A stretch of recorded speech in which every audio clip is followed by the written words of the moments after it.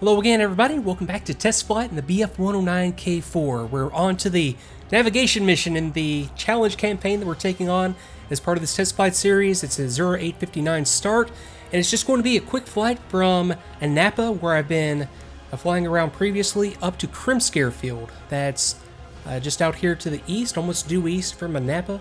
It's very simple. I just fly over to Krimsk and that's the mission.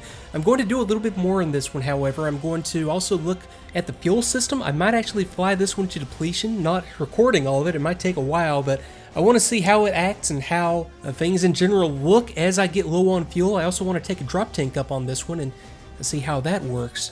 But primarily navigation. I was going to try the AFN2 system, just the radio navigation that's built into the BF-109. I actually flew for about a half hour recording before this and came to the conclusion that it just does not work. I banged my head against the wall the entire time, so I'm not going to show it, but I will go to the radio presets tab over here in the mission editor and talk a little bit about how this works, since we will be using the radio this time.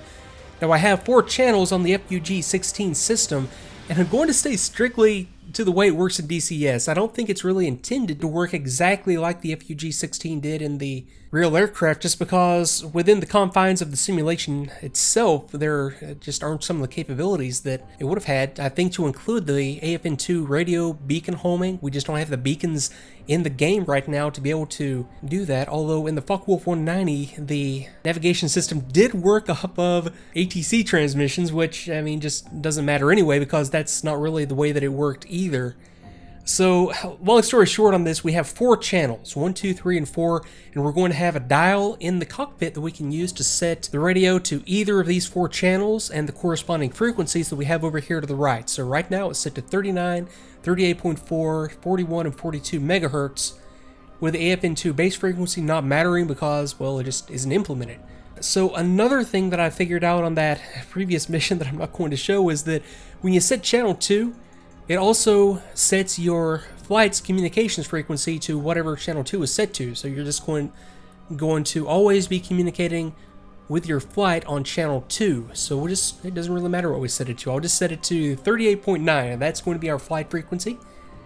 Channel 1, I am going to set to the Napa ATC frequency, which is 38.4, just so that we can do some comp checks on channel 1. So 38.4.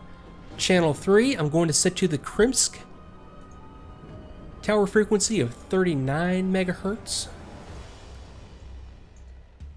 So 39, and channel 4, well, yeah, why not? We'll go with the Novorossiysk frequency of 38.8.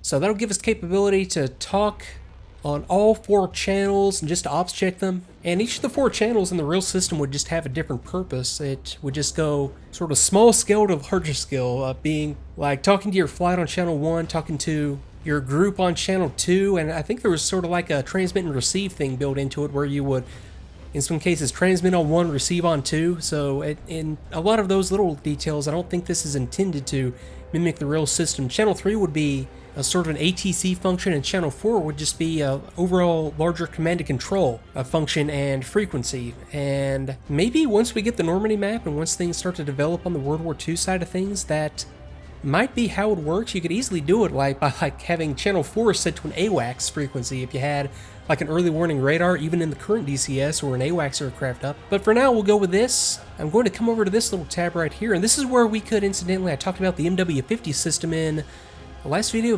before last, but we could switch between the MW50 and the gasoline mixture and the tank right behind the seat. Why not? I'll go with the gas mixture and see how that works once we get into the air. And then we can either enable or disable the flare gun. I'll leave it enabled. I might try the flare gun on this mission, but yeah, for the rest of it, it's your basic mission. I will, however, put on a drop tank.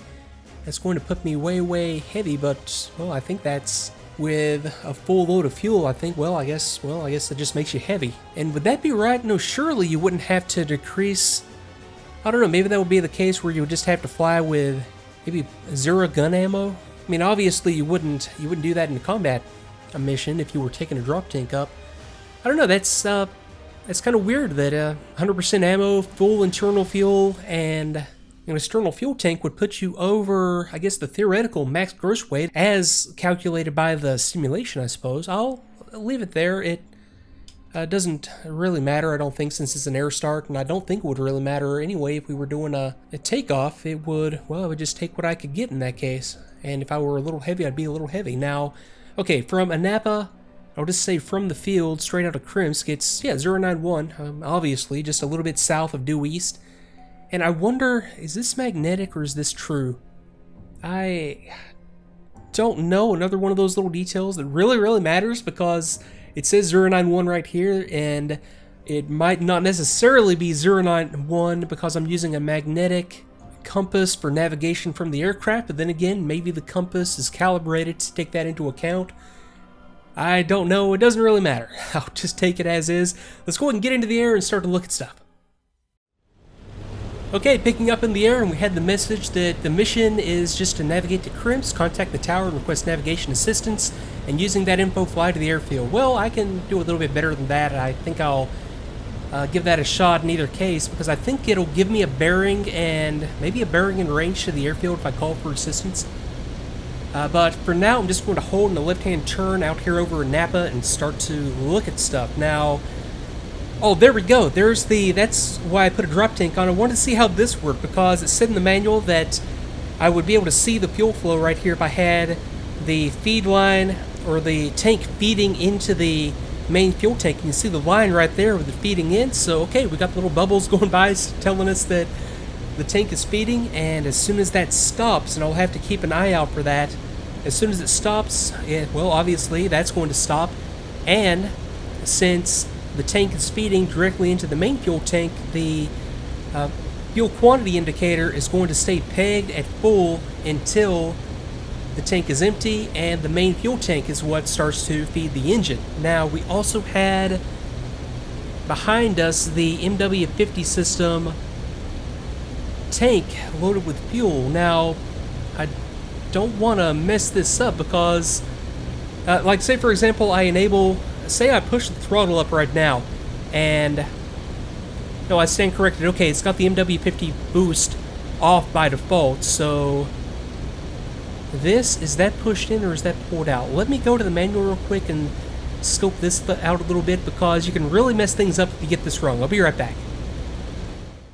Okay, so I have this control scoped out now. I was expecting this to be like a little pull handle. That's kind of what it looks like, but it's almost like a little dial, or like a little rotary knob. If the tab is to the down craft stop position, then the contents of the MW50 tank is fed directly into the fuel system and feeds directly into the main fuel tank, which is right below us. If it's in the up position, pointing up to the MW stop, then the contents of the MW50 tank is injected directly into the engine, and that would be very bad if you injected fuel directly into the engine, or if you injected MW50 directly into the fuel tank. Either way, if you get this setting wrong, you're kind of in a bad way. So I'm going to leave that alone. I'm going to also just make sure that I leave the MW50 system disabled by this switch right here. Now, that's just going to give us a lot more endurance, since we do have, especially since we have the fuel tank and the MW50 tank full of fuel. So yeah, it could be a long mission. I'm obviously not going to show all of it, but yeah, I do intend to fly this one all the way down to fuel depletion, and then once I get to a certain point, this red light is going to illuminate, telling me that I have about 5 minutes of flight time remaining, or just a little bit of fuel left in the tank. Okay, so that's scoped out. Now, communication. Let's go ahead and look at communication real quick. I have my FUG-16 system down here. These are the controls. Now I have the radio enabled by virtue of this circuit breaker, so the radio system is operating. I have it set to channel 2, which I had set to my flight frequency. So if I want to just I'll do a quick radio check with 2 right now. So let's go wingman, just for the sake of a radio check, let's go wingman, brake right. Okay, and he acknowledges. Now, let me go to channel 1, give another command, wingman, let's go maneuvers, brake left. And I shouldn't get a response or any kind of an action out of 2 unless I'm in the 2 position. So, okay, yeah, that works exactly as, well, exactly as advertised, okay. Go maneuvers, brake left. Brake left. This is in position 2, my flight frequency. Okay, gotcha. So, let's see here. Now, I can contact Krimsk Airfield on channel 3. So, let me do that real quick. Let me go Krimsk for ATC. F5. Krimsk inbound. Colt 1-1 inbound.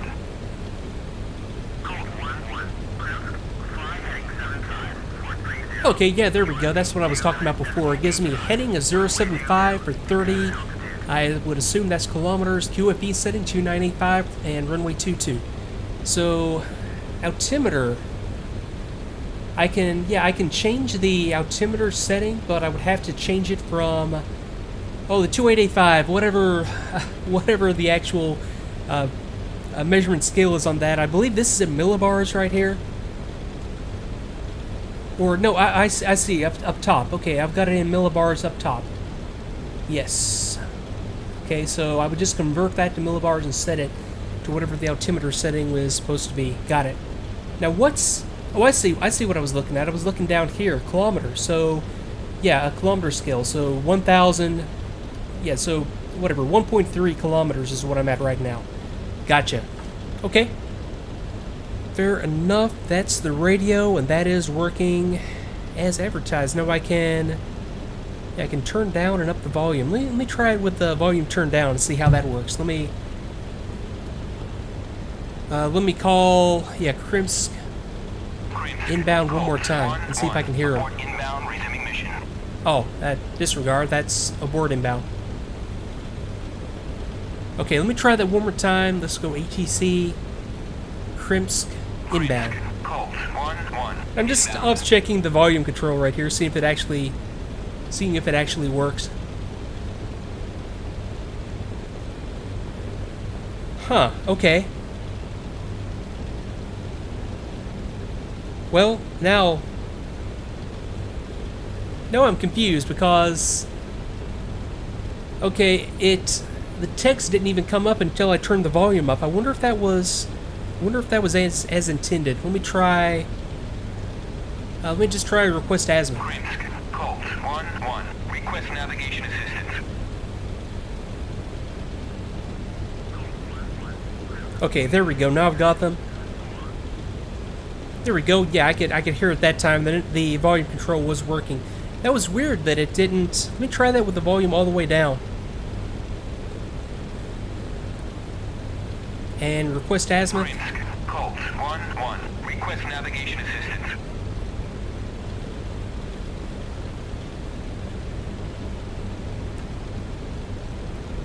Yeah, that's weird with the volume all the way down. I wonder if this also acts as kind of like a gain control. You know, I would be wearing a microphone, obviously, as either part of my mask or maybe like a throat mic. I wonder if that ties into it. Now, if I turn it back up and do that again, it'll work normally. That's odd. It working as intended, I'm sure, but yeah, I'm just trying to understand exactly why it. Okay, ADF070, gotcha. But yeah, weird. But yeah, it works in either case. Now, okay, we have this switch which has 2 positions, FTFD and YZF. Let me read up on this one more time. I know that in the you have to go to the bottom position for the navigation, the homing AFN2 function to work. Let me read up on that a little bit. I'll be right back. Okay, so reading through here a little bit more, and this is not exactly making perfect sense because I don't think the radio system is kind of fully implemented yet. But yeah, 2 position switch. FTFT is the functrum or the radio tower setting. YZF is the Zwischen frequency or the intermediate frequency, and we have a matrix here showing the different results you would get from the different settings of the frequency selector and the 2 position frequency or homing switch. So it ties into the navigation system. That's why I don't think it's working exactly in its final state just yet. If I have it down in the YZF position right now, let's say for example I'm over on channel 2 and I have it in the YZF position, what I would expect to happen is that I would be able to receive the AFN2 frequency. I would expect that maybe to be like a Morse code frequency, kind of like on the current NDB implementation, and then I would still be able to transmit on that frequency, but not necessarily be able to receive on that frequency. Same thing if I had it in the FT position. Well, actually no, the exact opposite. If I have it in the FT position, if I'm on channel 2, then I'll be able to receive and transmit. So I think that's the significance of this switch, is that it's required for the AFN2 system to listen and to be able to home in on a beacon, but conversely you'll still be able to transmit any message that you want to transmit. You just won't be able to hear, unless you're in the FT position, you won't be able to hear any responses. You'll just be listening for the navigation signal. So I think for our purposes we would just leave it in FT, and then just, depending on the frequency we have the dial set to, it would work as like a transmit receive standard DCS setup in that case. So I think that's about all that we need to worry about for that. I think maybe once we get the Normandy map and we get a little bit more of a World War II focus, maybe that'll have a little bit more of a significance, and maybe it'll work a little bit differently. But for now, I think we have communications fully scoped out. So yep, I'm just in channel 2, and that's my flight frequency, and once I decide to go back to Krimsk, I just go to channel 3. Got it. Okay, now we also have a fine-tuning knob right here that, I mean, this, I don't think it has any function in DCS, but we would be able to fine-tune the reception to whatever frequency that we have it set to. So we have it set to a base frequency right here, and then if you needed to fine-tune the reception a little bit, you would be able to do it like that. I'm almost positive that's just not the way that it works in DCS. Once you're set to a frequency, you're just set to that frequency, and the fine-tuning isn't really going to matter. And then to the right of that, we have the FUG25 IFF system, and this is another one that, I mean, IFF just in general in DCS isn't going to have a function, but I would enable it by depressing the circuit breaker that's going to provide power to the system. And yeah, I can't even do a, the switch has no function. And the push to test, I think this is the push to test. Yeah, FUG25 test, what I would expect to happen is when I do the push, I would get a light on right here telling me that the system is functioning correctly. But yeah, I don't even get that, so I'm just going to disable the system. No function as of yet. And let me move on to what else was I looking at in this one. Yeah, fuel system, I still have the flow coming in from the drop tank. Still have full fuel on my quantity indicator, good fuel pressure. I haven't been paying much attention to the engine instruments because I'm just down here at my little max, actually down here, and I think I did that once on the last mission. I caught it as I was editing the videos together. I was looking at the RPM gauge, thinking I was looking at the manifold pressure gauge, which I think you can kind of see that it's easy to do. Well, kind of easy. They have similar scales, so I guess it could happen. I just need to remember, look down here for the manifold pressure, and I just have it set to the, well, a little bit above the 1.05, the max, sort of the max performance or loiter setting that you would want. So that was that little mystery. Now this middle indicator right here, this is the AFN2 system, or it's the kind of like the radio navigation system. If it were functioning, and if I were guiding on a beacon, I would have a range to the beacon kind of displayed out here to the left on this dial, and I would have a bearing to the beacon kind of displayed on this middle dial. So if I were flying, say, towards beacon, and the dial were off to the left, I would need to actually fly right. So it's almost like an error needle. So if your error is to the left, correct it by going to the right. It works the opposite if you're going away from beacon. So at some point, it works kind of in the Focke-Wulf 190 right now, but it doesn't work the same way in the BF 109, unless I just completely missed it in that little half hour of trying to get it to work I spent before this. But in either case, yeah, we'll be able to see that in action, I'm sure, at some point.